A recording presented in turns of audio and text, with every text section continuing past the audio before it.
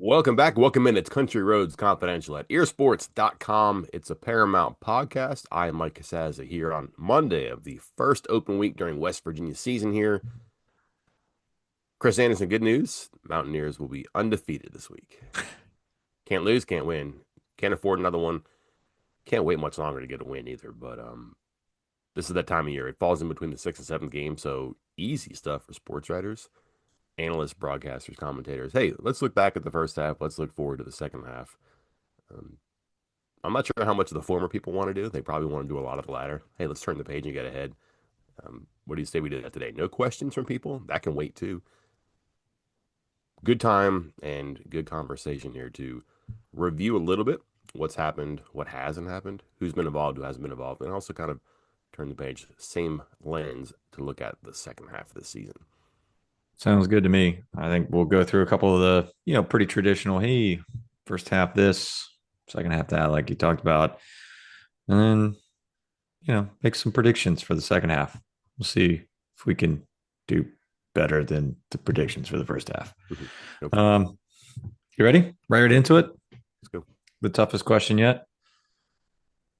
Your first half MVP on offense. Oh boy.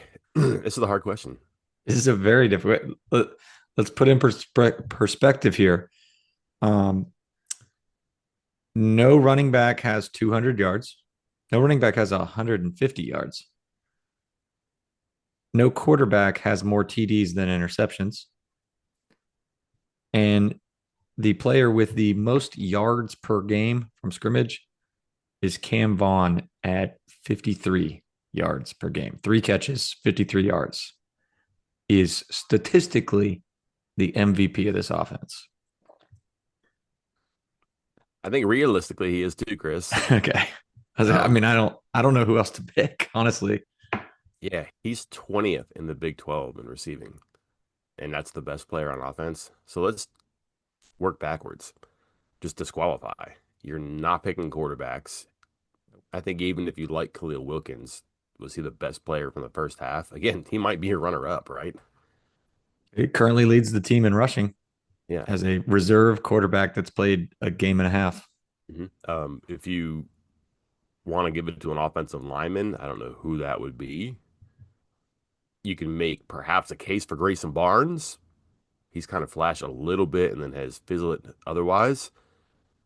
And then you go to receiver. Rodney Gallagher had a nice stretch against Pitt, but has been mostly quiet around that.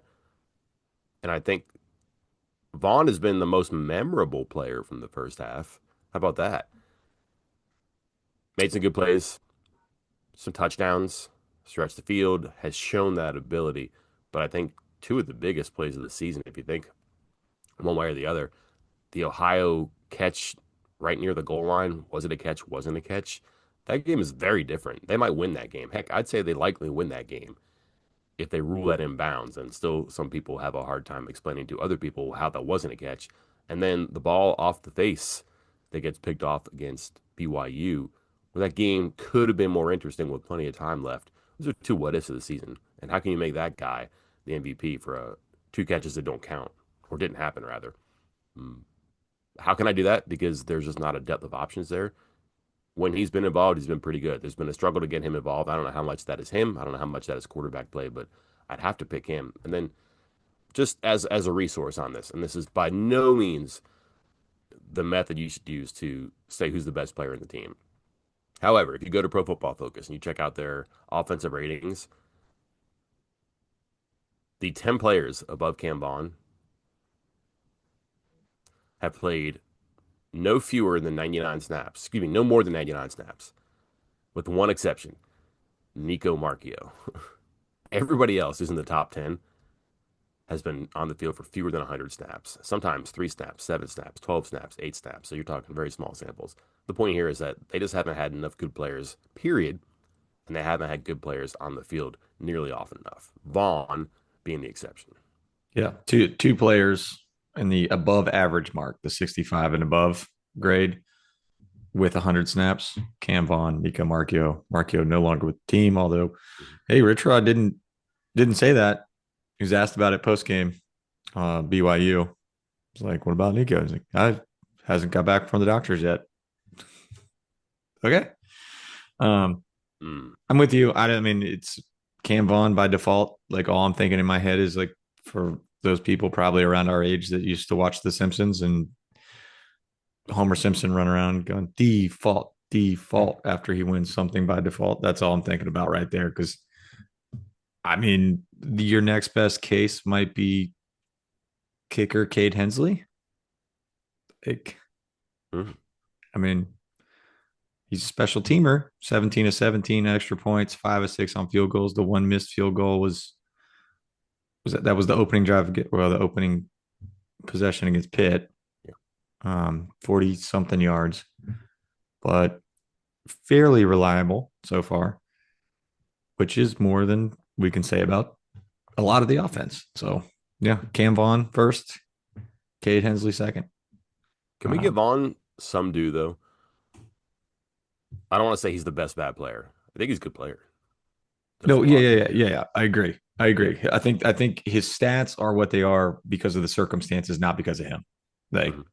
like if he had a real quarterback, if he had an offensive line that allowed him to get open, I could easily see him as a 100-yard or 1,000-yard receiver for the season. So yeah, Make some yeah. contested catches. I think all those contested catches. There we go. Six deep targets, four contested catches. So that's 10 beyond the line of scrimmage. He's been pretty good there. Where he's drawn two interceptions. One bounces off of him. One just a bad throw. Been good when they've involved him. But you're talking about a guy who threw, sheesh, where we at? 6 games now, right? 33 targets, I think. I Mm, don't know if that's probably enough for someone like him. That's just in excess of five a game. Not a team that passes the ball very much. And this might be the time now where you get this time off to sit down and say, all right, how do we get number four involved more? And we've been saying this for weeks, so there's probably an answer out there. I just think with a new quarterback, you make it simple and say, you know what, number four, six, 7 times a game at least, right? Just to get him involved. And how many times he catches it, hey, we'll see. I'm not saying force him, but been good enough after the catch. I think what's interesting to me is that they finally throw him a pass behind the line of scrimmage, and on short plays, he's almost 100 yards after the catch on 13 catches. So that kind of shows me that an idea that they got to feed him a little bit more, but also his stats say there is some potential there. It's not a guy who just is big and gets open down the field or out jumps people or you just stretch with him because he's 6'3". He does have a little bit of juice. There's certainly some athleticism in there in short spaces too. And if you're getting those underneath routes and you're making plays after. And I just remember the one play when early in the game, Henderson on like a 3rd and 15, just a drag route and makes one guy miss, gets a block on the outside that could have been better. He'd probably still be running. Just something like that. And then where are they going to put him on the side of the field? Chris, to update our left side, right side for him. uh-huh. I think he had like 3 snaps on the left side last game and 29 on the right. He was Okay. pretty much exclusively, I'm sorry, 39 to 3, pretty much exclusively on the right side there. So they're definitely moving him around. He went from just about all left to just about all right to half and half to 39 to 3 on the right on the Friday night. All right, moving to the other side of the ball. Maybe there's a little more discussion, a little more of a debate here, but first half MVP on defense. It, Again, I think he's an ink blot test, but to me it's Fred Perry, and I don't know who second is. He's this is before last game too, but I thought that he'd been probably overlooked. I think he probably underdelivered sometimes too. They get upset with him on some of his technique on tackling, some angles he takes, and some of the penalties and all that stuff. But sometimes that's a sign of an aggressive player, and he's really put in weird spots. Like he's in the crosshairs a bunch. Not that they're targeting him, but he just happens to be in the scope of other teams' offenses where they put him. And oftentimes he's coming down the hill to make a run. Oftentimes he's screaming around a corner to blitz. It's a highly volatile position. So there's going to be some variance on his results. They wanted to be more consistent for sure. And I thought that what he did against BYU in different realms was pretty much what they need that position to do. They're not going to stick him in man-to-man coverage against really good receivers, but they are going to ask him to come up and hit the run plays. They are going to ask him to come in and blitz, and he made some plays doing that, and he also turned the ball over, which the defense needed to do. There's a good argument for him for the full season, not just on Friday night. That's not influencing my decision, but I think it's him, and I think he's probably in line for a pretty good second half too. Yeah, no, I think he's the clear pick too. Maybe there isn't much of a debate. I mean, there's some better players over here or guys that are performing more on that side of the ball than there are on offense, but he is by far the most dynamic player, I think, on that side of the ball, the most impactful. I mean, he got ejected 18 snaps into the Kansas game and is still well ahead of anybody else on the team in tackles. He has 28 solo. I mean, and I like to look at solo tackles a lot of times instead of total tackles, just because you can see guys kind of just fly in at the end after the play is basically half over and get a credit for a half a tackle there. But he has 28 total tackles. The next highest is 18. Like he is making individual plays on the defensive side of the ball. A couple pass breakups, a couple forced fumbles. I mean, he single handedly got that one um, against BYU on Friday night where he caused he just disrupted the play, caused the fumble, recovered the fumble. Um, and you can also kind of look at snap counts too, because you know who else thinks he's the MVP? This coaching staff. Like they are playing him, they're running him ragged. I mean, like they're not overusing him, but he is staying on the field all the time. Mhm. Again, he got ejected 18 snaps in that Kansas game, so that's the only reason he's not the top snap count guy on the team. Jason Chambers is, but as far as the percentage of snaps where he's available, I guess is how we'll put it, Mhm. he's the highest on the team. Like when he's been available, he has played the most number of snaps on the defensive side of the ball. And you'll see them rotate guys in at free safety and corner. Some of that's performance issues. Some of that's, hey, these guys, our third corner is as good as our second corner. So let's rotate him in. Or this linebacker is as good as our second. So let's rotate him in. It's not the case with Perry. It is this coaching staff looks at it and says, have to keep him on the field no matter what. So Yeah. I think that tells you a lot too. No forced incompletions, no interceptions. He's been targeted 12 times, 9 receptions. But I think like fewer. We go 37 yards receiving, so it's not like he's a detriment in coverage. But I don't think that's necessarily his strength. But also, that's not what that position is. You're supposed to do that, but also you're kind of a Swiss Army knife. And I'll just update these stats that I shared on Friday. Nationally, Chris, he's eighth in the country in run defense grade for defensive backs. So everyone's like, oh, he's a poor tackler. He comes in a little bit wild. He's eighth in the country in the grade on that. And then number two in run stops. So a defensive back coming forward, he's making run stops more than anybody in the country, save one player. And then what else does he have to do? He has to rush the passer. Number 16 in the country in pass rush grade among defensive backs. Number one in the country in hurries. Two different skills, two different disciplines. And to be, I don't want to use the E word, Chris, but how about this? To be on the top tier in the country or right there among safeties, corners, nickels, that whole swath of defensive backs to be that good or that highly rated at what he's doing. Again, is PFF your gospel? No, but it's certainly a glimpse. If it's not the exact of what he's doing, it's pretty good strokes of the picture of what you're trying to paint right there. And he's done that for them. And there's just nobody else in that defense who, one, has played as often as he has, even though he missed most of that game that you mentioned. And two, has been as effective in a role as complicated as important as what they do. Who else would be in the running for that? You'd say your middle linebacker, maybe. Perhaps your bandit.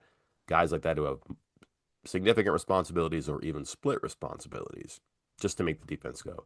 And nobody's in that conversation with him. My question then would be, Chris, who would be number two? Yeah? I don't know. Would you say Edward Vesteranen quietly? I considered him for another category coming up just because, I mean, he suffered an injury that can really Okay. slow guys down and take away a lot of the power that you really need in the trenches there. And he's, like you said, quietly been very solid Yeah. for West Virginia. Um, Coates, I think you have to ding him for last game. I don't think he's nearly as bad as he looked on Friday night, No. but it happened and it mattered. So I'm not sure that you could have that type of performance and say he's MVP, but I think he'd be number two. Yeah, You because I was put gonna him in say, I that think if conversation. that game was game number one Yeah. and we're talking about it at a game six, maybe we're like, hey, Michael Coates is right up there. Hmm. So I think some recency bias is getting in here because he's been excellent, but he's also missed some time. Like he got ding again, and this isn't his fault, but he got dinged up in the what was that? Was that Kansas? I think it was Kansas where he broke up a play near the end zone and then went limping off and missed some snaps. So he is, down, um, down the totem pole here on the number of snaps. And He's like the last three games, 37 snaps, 38 snaps, 23 snaps against BYU. Mhm. Now he got eaten up in BYU, so that might have been performance based. He might have been pulled off for performance reasons, but um, he's just not out there quite as much as everybody else. Well, he gave up two completions against BYU. Unfortunately for him, they went for 132 yards. Yeah. So, um, again, it matters. It happened. He's given up a touchdown against Utah, and he was 2 for 2 last game. Chris, despite not the best run of play lately, three completions and three attempts the last two games, but 143 yards and a touchdown for the season. Teams are 6 for 8. So before that, they were 3 for 5 in the first 4 games of the season. Just people don't throw at him very much, and that's a reputation thing. It stands out on film. But what is it? The past couple of games where have teams found an angle on him? Like to me, he did not get help on the one long play. I believe it was Nick Taylor, but West Virginia does not get timid about playing him in man or like a half of this and half of that and putting him in man. And sometimes you don't see a safety around him because they like him that much. And sometimes you're going to roll the dice and you're going to lose in that. And I wonder if it's as simple as that in that game. The touchdown against BYU or against Utah, different play. I get that. But he was out in space sometimes against BYU and they look for him. And I don't know that really matters who the corner is. If you just see a one on one and you like your receivers, you're going to go at him. So I'm not sure that he slipped that much either. Yeah. Well, we expected Fred Perry to be good. We expected Michael Coates to be good. We've seen Eddie V be good. Let's talk surprises. We'll stick to the defensive side of the ball and then go back to offense in a second. What's been the biggest surprise on defense, player wise, on defense for West Virginia through the first half of the season? Are you going to go Visternin? I thought about him here again, Okay. just because again we've seen it from him, so it shouldn't be that big of a shock. But a lower leg injury for a defensive lineman that needs drive and has been out for over a year going into a new system. I wondered, just how well is he going to bounce back? And I think he has been a very pleasant surprise in that department. So he might have been my runner up, but I considered him.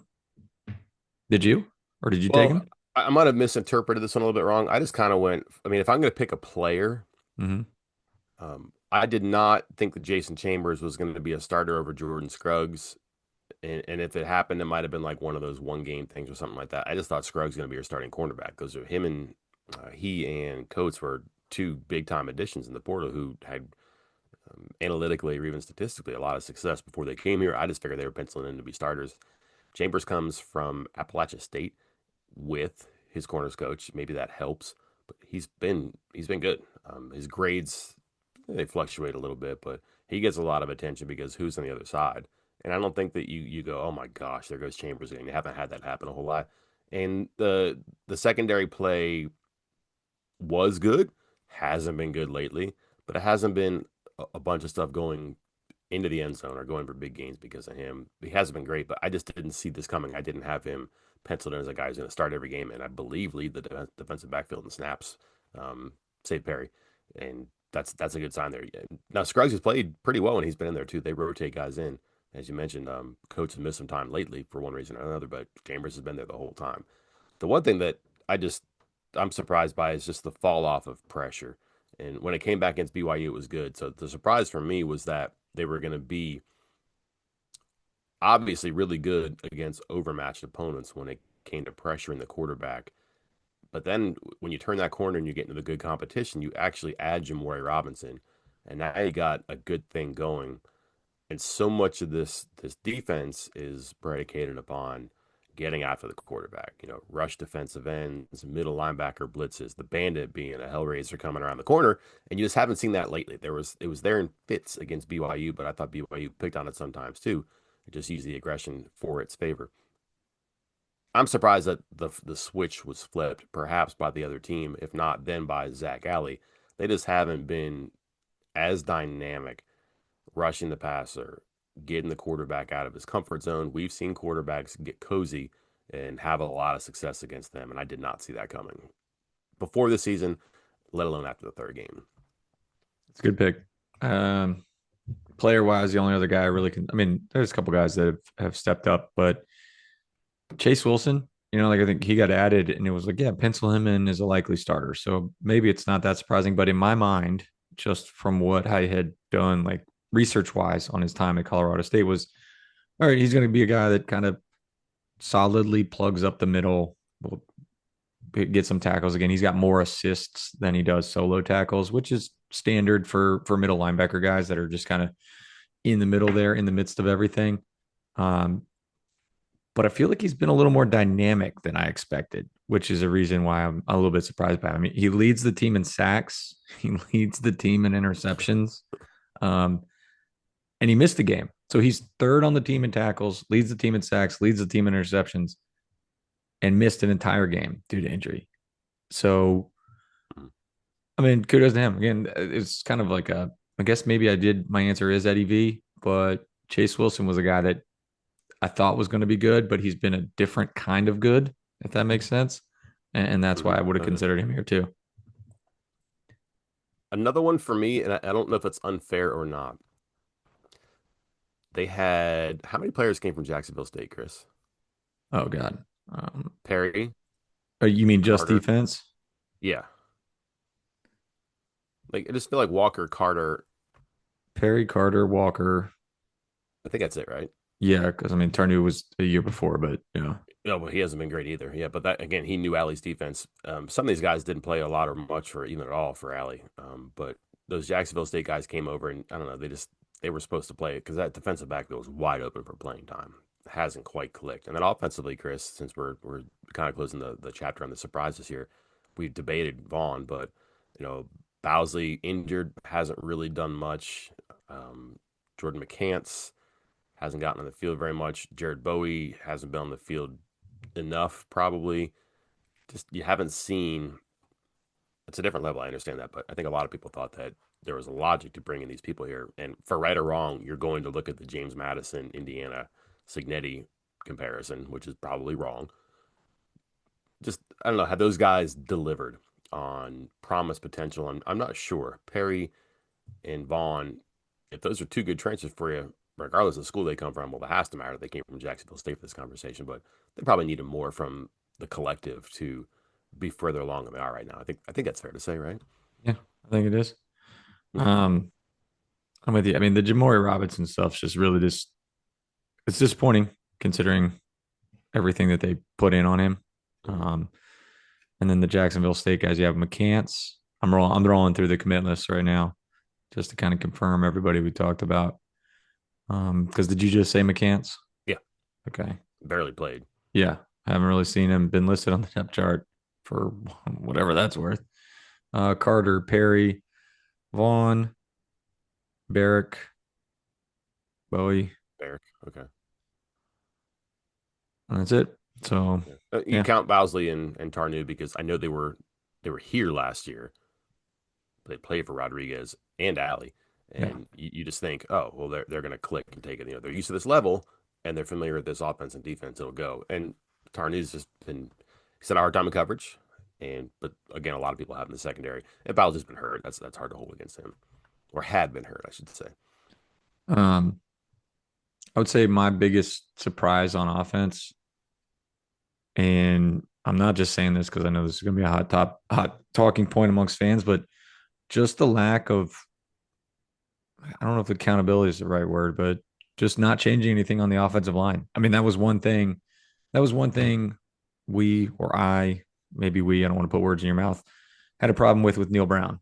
Like there seemed to be like guys were not performing well and they were not being subbed out. Guys were not coming in.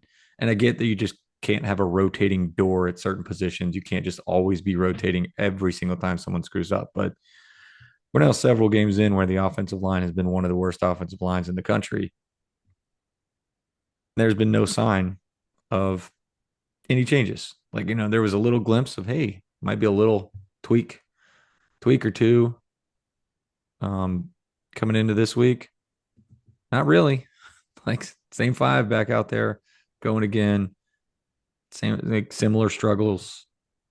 And that's just not something I thought Rich Rodriguez would do. Like, it just his mindset is you're going to perform or you're not playing. Mm-hmm. And it doesn't matter who you are, doesn't matter how much, they paid in NIL money or rev share money or promises or whatever. It didn't matter. Perform or get off the field. You kept preaching, I need guys that I can win with. I need guys that I can win with. I'm only going to play guys I can win with. And there just hasn't been any changes, no things, chances for guys on the offensive line. And again, we've talked about, hey, they're not going to play guys that are, they're not going to purposefully play guys that are worse. So either the guys that aren't playing are worse, or there's a bad evaluation. But Rich Rodriguez has also said there are some guys that are gamers, guys that just play better in games, and he needs to see it on. I mean, I think he might have been talking specifically about quarterback at that time, but what's going on offensive line? Try some of those guys on the offensive line. So I'm a little surprised that there hasn't been more accountability at that position. I don't know how to answer this question, Chris, except to say like just the totality of it. I don't know what the critique is, whatever, but you have this. Like I'm holding my hands out for the camera. It's in your hands, and you just don't like the way any of it looks, feels, smells. And I don't. There's no way they saw this coming. And a lot has been this. You've got obviously some malcontentedness, let's say. You've got injuries. Your accountability critique, I think, is fair. There's been questions about how much they progress or how much they've been given to progress. It's hard to be progressive when you're constantly changing your quarterback and when you don't know who you're handing the ball off to and who's practicing on the offensive line. And when injuries, this is not to denigrate Jacob Barrett, but when an injury like Jacob Barrett hurts you a lot because you don't have that extra blocker or someone who can be like him, like that's the guy they probably needed for a couple of games, especially during that part where they're trying to maybe reimagine or refine some things. To have another big blocker in there would help. And so just there's been a lot of that. Again, the quarterback thing has been just messy for sure. Running back, their hands are tied a little bit, but they haven't been productive when they've given the ball to people who have been showing signs. Some of that's offensive line, which you mentioned. I just think that there's no way they thought they would have this team that can play fast but doesn't do much with it. And you're talking like a quarter of a point per play, which is like number 119 in the country against the FBS. And just what's their identity? They're not explosive. They can't do much and they go fast. They are not just broad. They're not good enough right now to rip off 10, 11, 12 play drives because something happens. Penalty, a drop, a blown protection, a misgap, something happens there. All right, well then what? Can they be tough? Well, we saw the great jumbo package succeed against Pitt. It's not undefeated anymore. And I was looking at this in short yardage runs, Chris. 3rd and 1, 3rd and 2, 3rd and 3. You're thinking, all right, well, this will be easy going for a hard edge team that just kind of drags you forward sometimes. They're 12 or 24. And that's not promising. And some of that's push. Some of that's not having Ty Edwards. Some of that's just your on the offensive line. The totality is what gets me. It's just you have this product in your hand after 6 games, and for various reasons, it's just not what anybody thought it was going to be. Not good enough, not healthy enough, not developed enough, not promising enough, not productive enough. Yeah. Later in the week when we have a 3-minute video about predictions gone wrong, my thoughts on this being, hey, no matter what, at least the offense will be solid. Like no matter what, because they got Mm. Rich Rodriguez and some pieces. And right now I'm looking at this against FBS opponents, 4.78 yards per play. That would rank 129th in the country out of 136 teams. Mm. Can I give you my player? Yeah. Is it Max Brown? You're surprised? Like we've talked a lot about Max Brown, and I'm not sure why, but he's the only guy that really hasn't gotten a chance to spin it. And I think my pick here would actually be Scotty Fox. The fact that we're this deep down into the barrel, but also 6 games in, going like I think they've got something here. That surprised me. I just didn't see a true freshman who wasn't recruited by this staff, did not come in from the transfer portal and just has a different skill set. I think he has skills to play this, but he's not Khalil Wilkins. He's not Jalen Henderson. He's probably more Markio, which again I think he's probably more athletic and faster. But again, that's not the point of the conversation. I just didn't think they were going to get this deep. I thought it would be Markio. I mean, I'll go back to my prediction later on, I guess. But I thought it would be Markio. I thought it'd be Henderson. I thought it'd be Brown in that order, just because they're veterans. They were brought in, and there was a win now mentality. But now this has shifted so much that I really do think the second half of the season is going to be determining. and or Fox and Henderson, excuse me, Fox and Wilkins. Do you have one? Do you have two there? I'm very surprised that Fox has gone in, but also I didn't have expectations for him, so I can't say I'm surprised by he played. But I've been save one very notable omission from this conversation. I've been pretty impressed by what I've seen from him, and I understand you can't give him a ton of credit for a big run against Robert Morris, but I really liked what I saw when he came in, into the fire against BYU and made a play, ran for big yardage, caught the defense off guard, and then I don't know what happened at the end of the BYU game, but for him to come in and just ping, ping, ping, get down the field when it's not just a hey, go hand it off. He went out and he made something happen. And what do you ask for, Chris? In spots like this or in spots when the team isn't going well, you ask for guys to make the most of their playing time. Tell me he didn't do that and tell me that won't count. Can't, won't. Well, it might lead us right into our next conversation. Which reserve slash potential redshirt guy may make an actual impact in the second half? Let's try to pick guys, and because you talked about quarterback there, so let's exclude quarterback because I was about to say we'll set the limit at 100 snaps, and Khalil Wilkins and Preston Fox are at 98 and or Preston Fox got Scotty Fox are at 98 and 27 right now. So they'd both be eligible. We could pick one of those, and one of us would be right. Mm-hmm. Let's try to pick another position, another player who must start with offense. Hasn't played much, might be looking at a red shirt, might not be, but might have a bigger impact in the second half of the season. All right. I have, of course, I have two here. I'm not going to touch the obvious ones, but I've just been looking at this. They're playing Jared Bowie a lot more. He only has 3 touches, right? So that's kind of hard to say. And just one of them was noisy, but he knows what he's doing. He was kind of a late bloomer last season, really didn't do a whole lot until the bowl game. And now he's in the situation where I don't know what are they getting out of slot, Chris? Like Oren Singleton hasn't played the last couple of games. He's been hurt. Gallagher, okay, I know what I'm familiar with his game, but I'm also familiar with his game. You're talking a guy who's got I think about fewer than 10 yards a catch. Hadn't scored yet this year. It just 13 catches. Bowie's got more juice on this, and he can be a prolific player. And I just noticed that they've slipped him into games more. They've tried to ask him to do just a little bit. It hasn't been a whole lot. He's been in some return situations when those snaps have been available. He's not a guy that is knocking on the door demanding it, but just in the past couple of games, 16 and 20 snaps. That's after 0, 1, and 0 before that. So you get 16 against Robert Morris. You play one in the next 3 games, and you get 36 in the next two. Some of that Singleton missing, but some of that's like here's a guy who's going to be a part of this.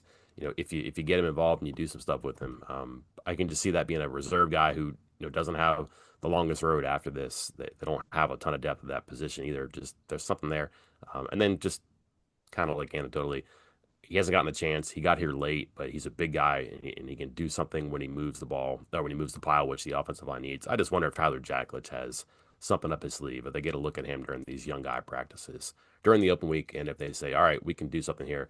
But then again, they've had a lot of opportunities to do that so far because of the injuries and there's the problems at running back, and he hasn't been the answer. Not as high on that one. I just kind of like what I've seen from Bowie in the direction that's going.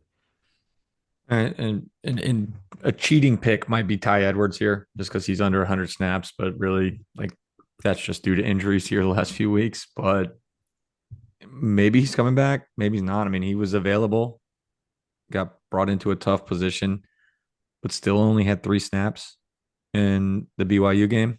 I don't know if again that was because he was still slowed up by his injury, but I'm gonna pick your boy, Dior Hubbard, 99 snaps, right under the limit. 95 of them have come in the last 2 games. So yes, I'm cheating a little bit. He's starting the last 2 games. Utah, 10 carries, 61 yards, solid. Again, one like 30 of that came on one run, something like that, 25, 30. So that might be a little bit meh, because 17 for 32 against BYU, not great, but tough line to run against right there. I just think you're going to see more and more of him because there were a couple runs, even in that BYU game, again, where he averaged 1.9 yards per carry. So maybe I'm buying low here, but there were a couple carries where he was having to dodge defenders 3 yards behind the line of scrimmage and Yeah. ended up getting like 2 yards. in my mind, that's a 5 yard gain for him because he's dodging people all over the place. I don't know where else to go. Wide receiver, kind of interested in a lot of people. I like your Jared Bowie pick. That's a good one. He's got a lot of speed. They seem to be trying to implement these end arounds and a couple of these, hey, let's get him the ball in space kind of plays. So maybe he is the answer for getting a few more touches, being more of an explosive guy for this offense that desperately needs it. I don't proclaim to know anymore, but I think he's a senior. So, but again, Nah. who are you putting in that spot? If not him right now, I don't know. Chris, to update our earlier predictions, the true or red shirt freshman with the most snaps. Uh, I picked Dior Hubbard, and I said it wasn't even going to be close. You picked Okay. Ryan Ward. You were up by 7 snaps. You might be overtaking me here. So this is Might how I be. hedge my bets here. Like, You gonna sell? yeah, no, no. See, now I'm picking Dior Hubbard. So this way, at the end of the year, either Ryan Ward has the most snaps and I claim I'm right, or Dior Hubbard has a good second half and I claim I'm right about that. That's how Yep. you do it. But hey, to my point about this past game, Dior Hubbard had 32 rushing yards. Would you like to guess how many yards he had after contact, after initial contact? Would it be like 37? Would it be more than the actual yardage? 51. I'm not kidding. 51 yards after contact. Yeah. So he was on average met behind the line of skiver more than 1 yard behind the line of scrimmage in that game against BYU. So again, 17 for 32. I think, the common man sees that and says, well, that running back sucks. Watch the game. Like, again, this goes to my point of why are there no changes on the offensive line? And hey, he's not that bad of a runner because 51 yards after contact just to end up with 32 rushing yards total. Whew. So Um, Friday night, you and I were doing the Rapid Reactions podcast, and we're talking before the game is over again, and we're watching the stat broadcast. I'm like, oh my gosh, Chris, they're on the 1 yard line. It's fourth and goal. It's gonna be 31. What was the score then? It's gonna be 31-24 soon. Was that what that no, right? 38-24. All right, it's gonna be 38-24 soon. We got to be careful here. Hubbard run, no gain, turnover on downs. Have you seen that clip? Yes. It's a horror film. Yeah. The, the call is coming from inside the house, Chris. Yeah. The line is in reverse, and Yeah. he's got nowhere to go. Right. BYU knows what's coming, just like they did when Edwards ran in on fourth down. BYU knows what's coming, but guess what? West Virginia is not supposed to care. They're supposed to move you forward, not retreat. And they got caved in. He had nowhere to run in that play. To your point, not his fault there. I answered your question after the game. What have you thought about Hubbard? And I looked at it, and I forget what it was. 10 carries, 61 yards against Utah, but 29 were on one carry. The math says that's not particularly good, and the math says that what he did against BYU wasn't good. Um, Somebody perhaps from the Hubbard family. I don't think it was. In fact, I think I know who this individual. I'm familiar with this person, but messaged me and said the pocket penetration when he gets the ball is incredible. He's cutting before he's running. I was like, huh, interesting. And you go back and you watch some things, and yeah, he's evading before he's accelerating, and that's not what you want a running back. That wasn't me that messaged you that, by the way. I wasn't I setting wasn't you gonna up for say it, this but for this yeah, this point here. All right, let's flip it to the defense. Reserve slash red shirt, backup, whatever, under 100 snaps on defense that might take on a bigger role in the second half of the season. I don't know where to go here. There's so many last year players on this roster, Chris. There's not a lot of depth. It's Ashton Woods, it's Zay Jennings, it's Israel Boyce, it's Nate Gabriel, it's Corey McIntyre. Like I was looking at this and going, I'm not familiar with a lot of their work. Chris, they played 7 defensive linemen the other night. Mm-hmm. That's not good. And it was barely Gabriel and no McIntyre. So there's an easier way to get to 8 or 9, and they're just not doing that. So when you're missing a person like Devin Grant, and that keeps you from, they didn't see a ton of snaps, I understand, but you could have gotten bigger. McIntyre's a big dude, and he's not playing very much.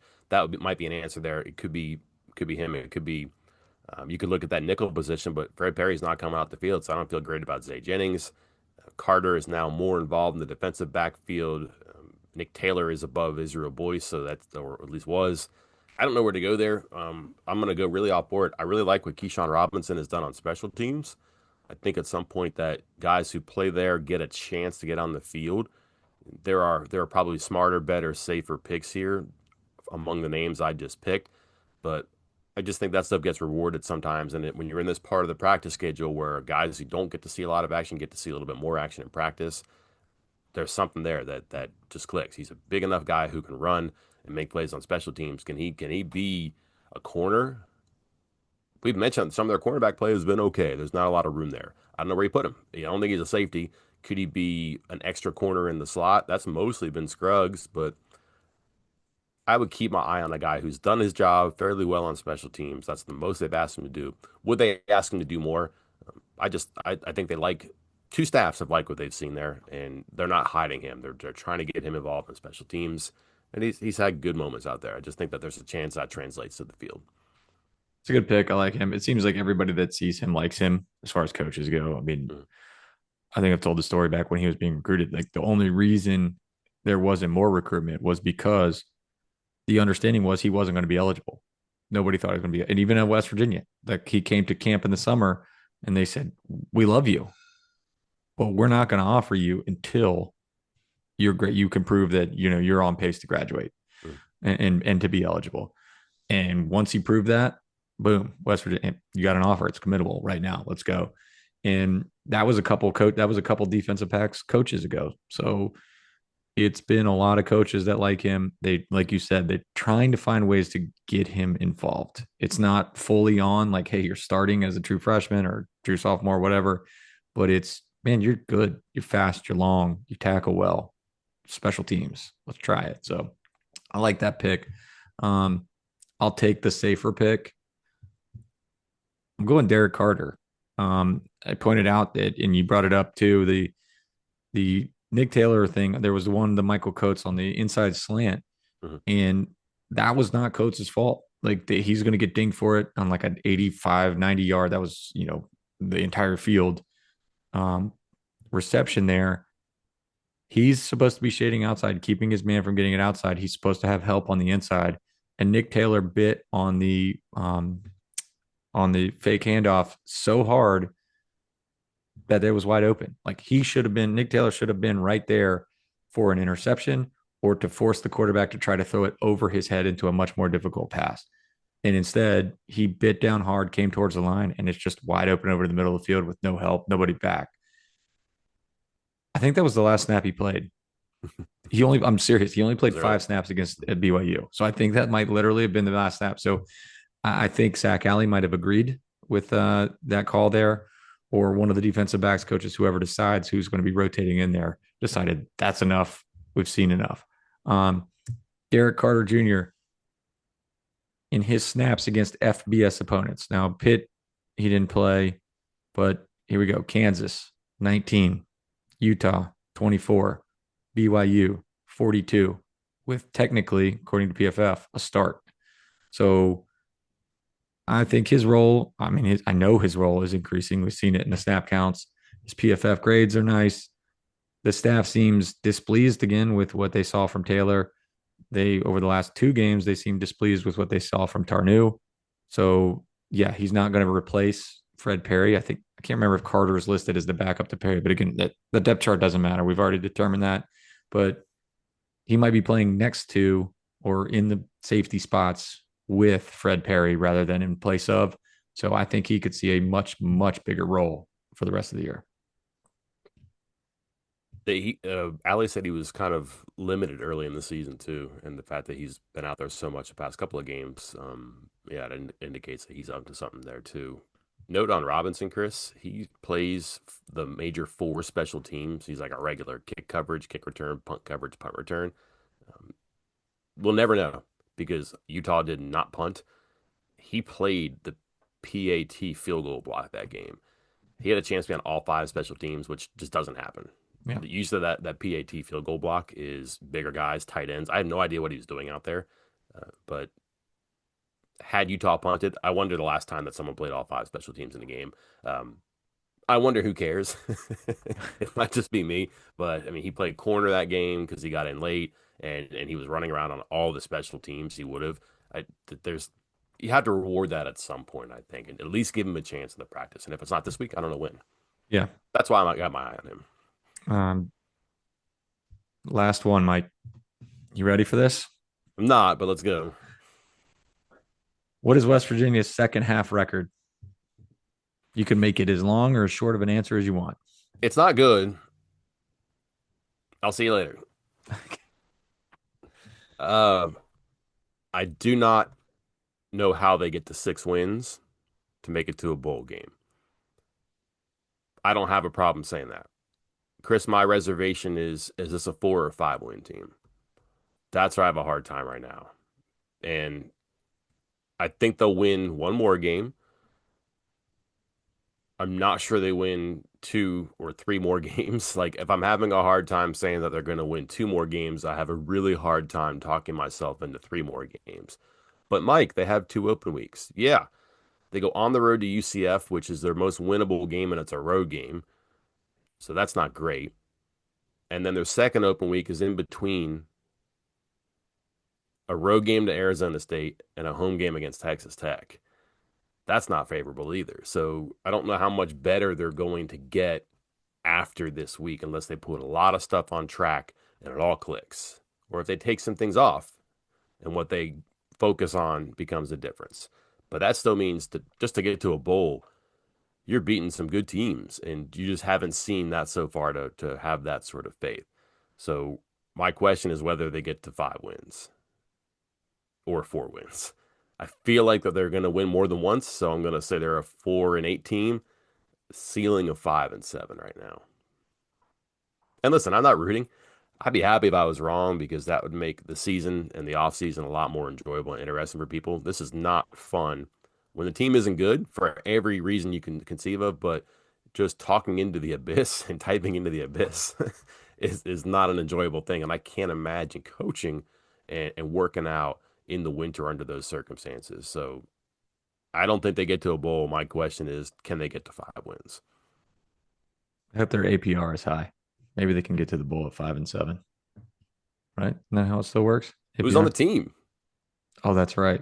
I don't know, but who's on anybody's team? I don't know. Yeah. Now the good thing is they don't have a whole bunch of guys who are going to pull the NFL shoot and not play in the bowl game. They just don't. That would, I mean, maybe you have people who transfer, but there's who knows. We're we're, Yeah. we're way down the rabbit hole there. My answer: 4 to 5 wins. Before the season, in my countdown piece, it went game by game, and this was when I was probably my highest on this team. I picked them to go 2-4 in their final 6 games.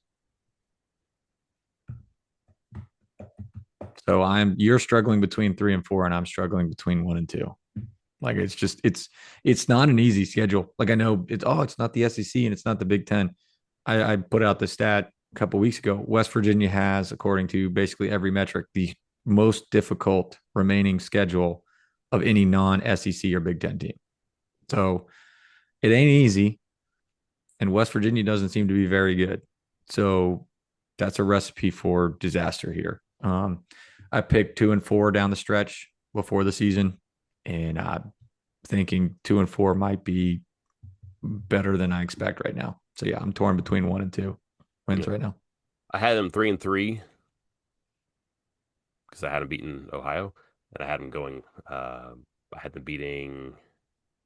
Did I have them 3-3? I know I had them 3-3, but what did I have? I had them beating Ohio, which would make them.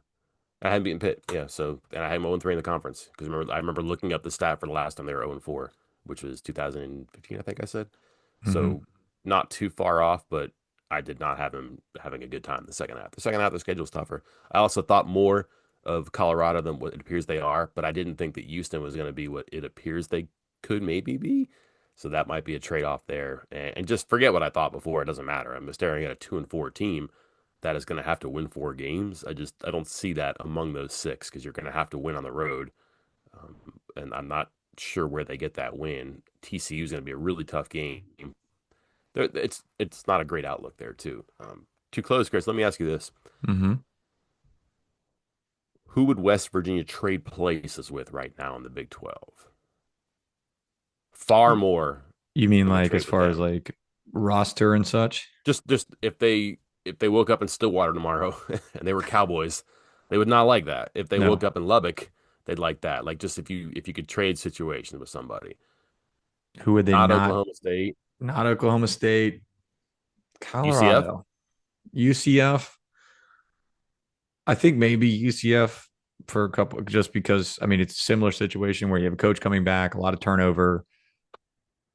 The season's been okay for them. and you still have the Florida pipeline going. Like you're still in Florida recruiting. Okay. So I don't think they would trade with UCF, but I get your point there. Colorado. similar thoughts here. I want to say no, just because I mean I know you can. Hey, you got the stability of Deion Sanders at head coach, but I think a lot of their success was due to the fact that they had Shadur Sanders and Travis Hunter, and that's gone now. And Dion is going to continue to try the hey, let's grab 50 transfers every single year, and we're seeing that that doesn't really work unless you have multiple known quantities, and he no longer has multiple known qualities. So quantities. So I think Colorado, in my mind, UCF might be trending equal, maybe slightly up, while I think Colorado is trending down. I'm just going to go from the top down here. BYU, Texas Tech, Arizona State, Cincinnati, Iowa State, Baylor, Kansas. And then there's a couple here that I think I'm going to cross off TCU and Houston too. Arizona, they're 4-1, Chris. They got a quarterback. That's They all. have a I'm quarterback. in. I'm in on Arizona. I'm if I'm Arizona, I'd rather be Arizona. All right, similar situation. Houston Sure. got a quarterback. I talked. They got a quarter. I talked about it the preseason. Everything with Fritz, it gets better in year two, Okay. and every single time, everywhere he's been, year two is much, much, much, much better, and he's doing it again. And then I don't know if this is the reason you don't play an overseas game in week 0 or if this is just a lot of bills coming due for Kansas State. I, here's the one that intrigues me. Kansas State. Would you trade with Kansas State? I'm not sure Kansas State would trade with West Virginia. I'm not sure West Virginia would trade with this version of Kansas State. This is ugly. Like I Yeah. don't know what to say about this. I didn't think they would be as good as maybe people thought. I wasn't sure they were going to be a Big 12 candidate or a Big 12 championship candidate because I think the top of the league is pretty good. I wasn't sure they're going to get there. They're out. Like they're not getting into the championship game. But what a miserable experience. And this team is just they score points. They're just not fun to watch though. I've watched a couple of games just to see what's going on, or even live, and man, just they're kind of like they're very much like schizophrenic within a game. It's and the way they lost against Baylor, that's just kind of what happens to teams that are going bad. Yeah. It's a freak occurrence, but when it's bad, it's bad. Um, I feel like we were in on this early. Like, and he hasn't been terrible this year, but you and I both were like, I don't know if I believe in Avery Johnson. And I'm not saying this is his fault because, like, I mean, I'm statistically looks pretty good. They haven't run him until the last couple of weeks, Mhm. like I think they should be. But that whole team as a whole seems to be in a tough spot. And like you said, maybe just thrown off from going overseas to start the year. I don't know, but I don't see any very clear cut way out of what they're stuck in right now either. So yeah, this is one of those like this were like an NBA trade where both GMs have a media availability after it's reported. Be like, what? I didn't, I wouldn't answer that call. No way. I'd never trade this guy. Mhm. Never. And neither of them want him actually. They're So, 2-4 overall, 1-2 in the Big 12, but they also lost to Arizona in a non-conference game. And then oh, Chris, that's right. I forgot that was not that counts as non-conference. and they got beat bad that game too. I think the final score was pretty close, but they really got like Arizona played super conservative, which struck me as like they're not scared of Kansas State at all. Like Arizona's not that good, and they were just like, no, we're gonna go 55 in the left lane, we'll be okay. Chris, tell me how they get to a bowl. Home against TCU, Nope. at Kansas, Kansas may not be as good as I thought after they whooped what WVU, but probably not. okay, home against Texas Tech. Nope.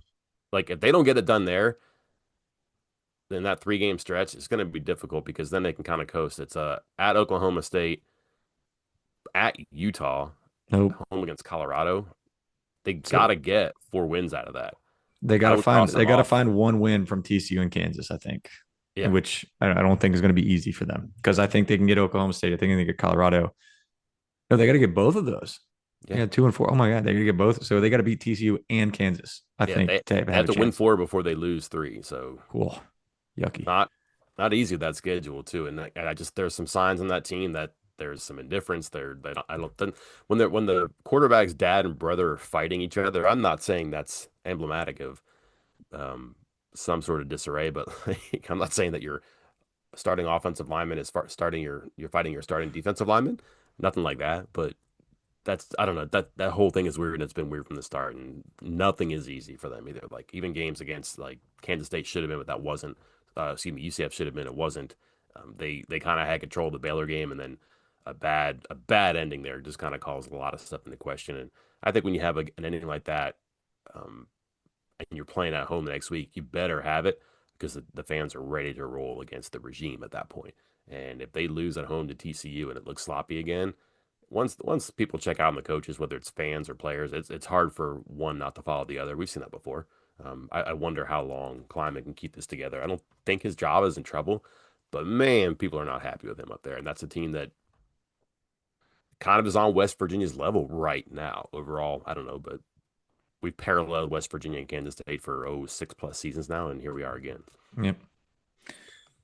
All right, Mike. Well, that'll wrap up today's podcast. We're gonna have our usual one Thursday, right?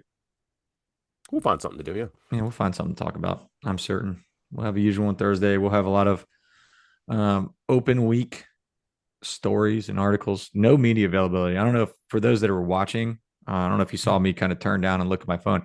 We got an email um, from West Virginia titled "This week's media availability." I thought, ooh, they're adding something. Nope, it was just a reminder that there will be nothing. So nothing has changed. yeah, that was previously planned too. Yeah. No, I was gonna say Yeah, it's not bad, and I mean it's open week. Like there's no, I get it. There's no real need for it, but just to let the viewers know that I wasn't ignoring Mike talking. I saw the media availability and was like, "Ooh, is this a pleasant surprise of something I did added in?" I don't remember the last time we had a regular season week without media.